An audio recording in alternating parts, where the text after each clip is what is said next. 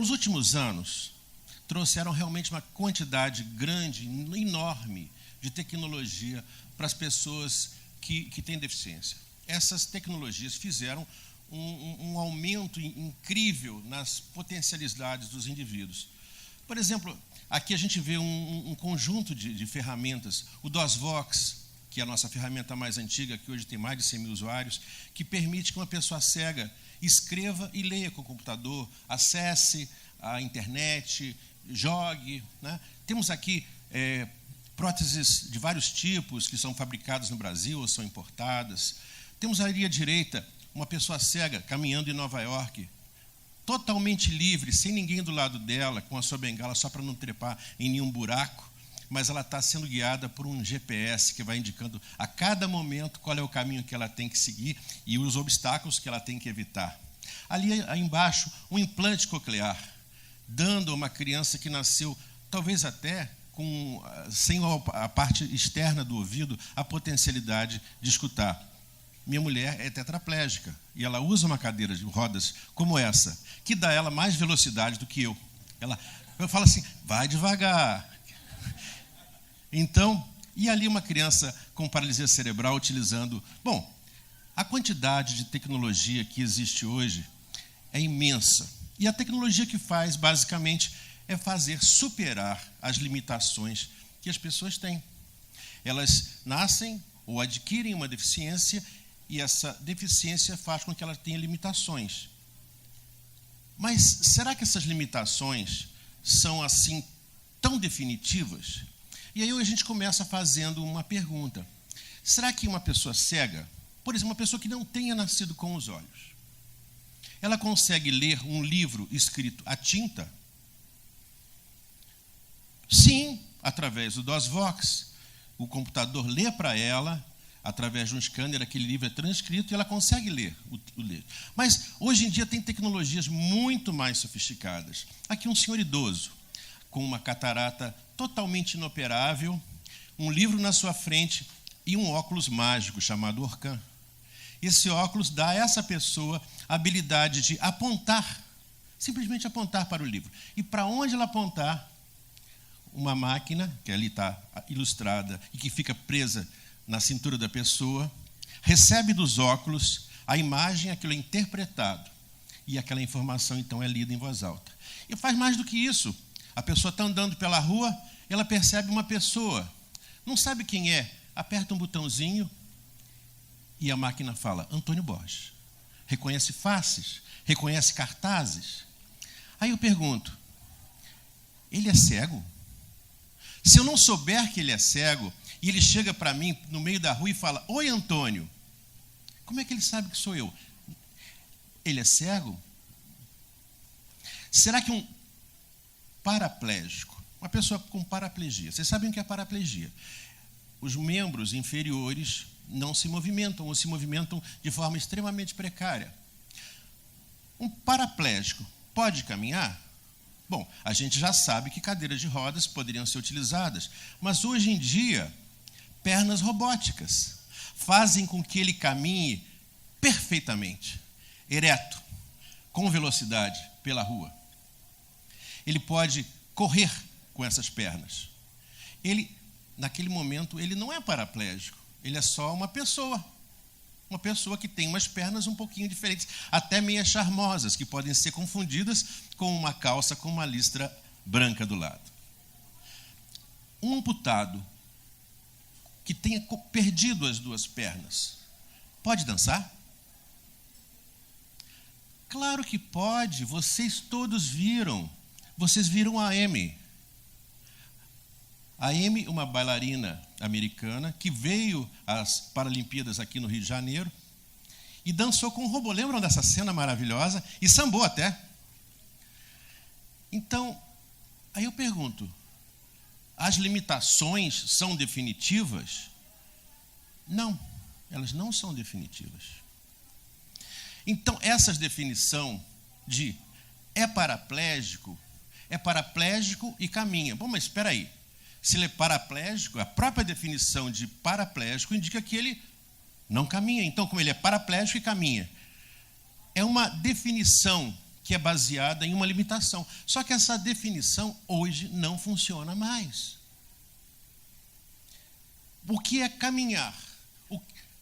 O que é ler? O que é dançar? É preciso ler com os olhos? É preciso caminhar com os músculos? É preciso dançar com o quê? Bom, essas definições hoje já se relativizam.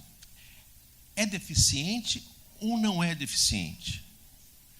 Bom, a tecnologia, ela faz parte do seu corpo ou ela não faz parte do seu corpo? Ela faz sim. A pessoa passa a utilizar a tecnologia como se aquilo fosse o corpo dela. E ela se acostuma de tal maneira que se um dia aquela tecnologia for tirada dela, aí sim ela vai se sentir amputada, aí sim ela vai se sentir cega, aí sim ela vai se sentir deficiente. Aí eu faço uma pergunta. Imagina agora um corredor com pernas biônicas, ou, não sei, vocês talvez tenham ouvido falar em Pistorius, um corredor que quis disputar nas Olimpíadas, não nas Paralimpíadas. Ele queria correr com suas pernas feitas de sei lá de que substância, titânio ou alguma coisa desse tipo, e que dava a essa pessoa uma habilidade de correr.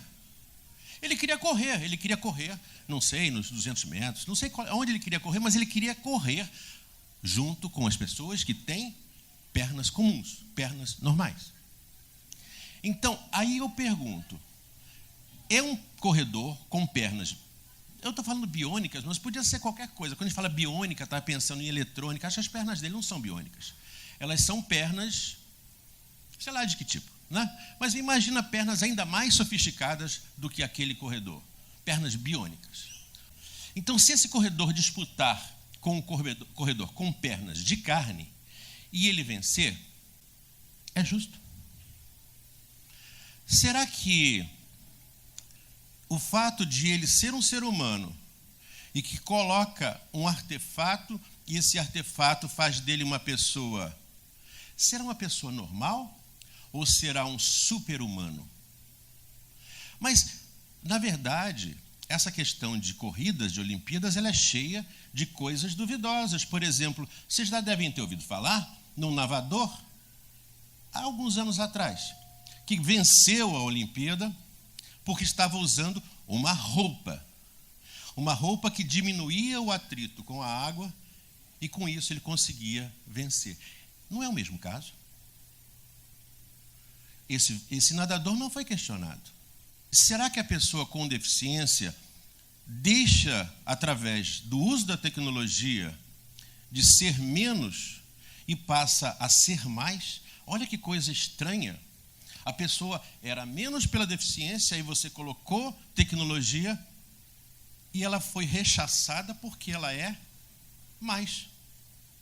Que coisa mais estranha. Bom, os limites se ampliam. Sem dúvida, os limites se ampliam e a gente não se dá conta como isso tem sido muito rápido.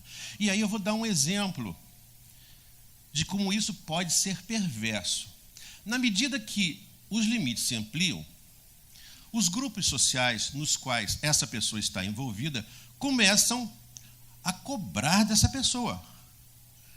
Ou seja, o grupo social percebe que aquela pessoa não é mais aquela pessoa antiga, ou seja, o ser híbrido gerado pela carne mais tecnologia passa a ser percebido socialmente.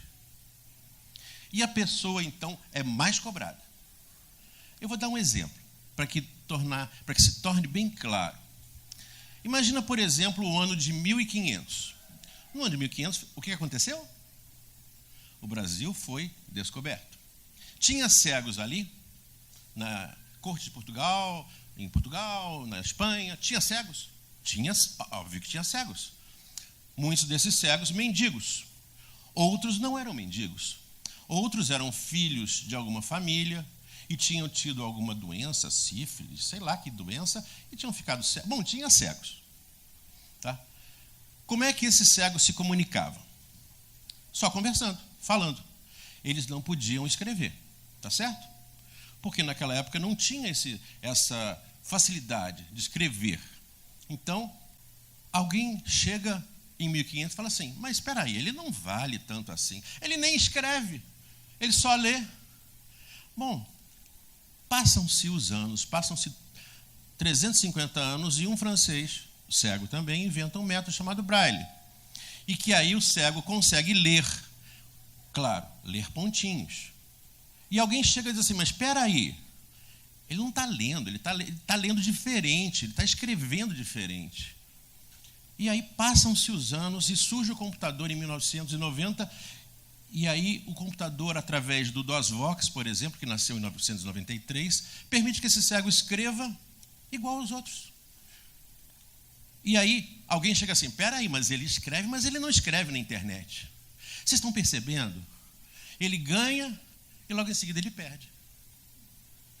E aí, em 2000, o DOS-Vox introduz os primeiros programas de internet do Brasil, e aí ele pode fazer chat, fazer sexo virtual, acessar sei lá o quê. E alguém chega para ele, mas ele não desenha, ele não vê gráficos, ele não vê mulher pelada na tela do computador. Bom, e aí em 2010, macros são criadas para permitir que ele leia desenhos e escreva, e produza desenhos. E aí alguém chega assim, mas ele não pilota avião. E aí, um cego chamado Wagner Maia tira um brevet de piloto pela Microsoft no simulador de voo. Ele só não pode voar porque a legislação não permite.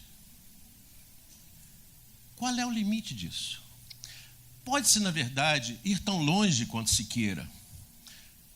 É um fractal, é um Mandelbrot, que você vai fazendo e aquilo vai se ampliando.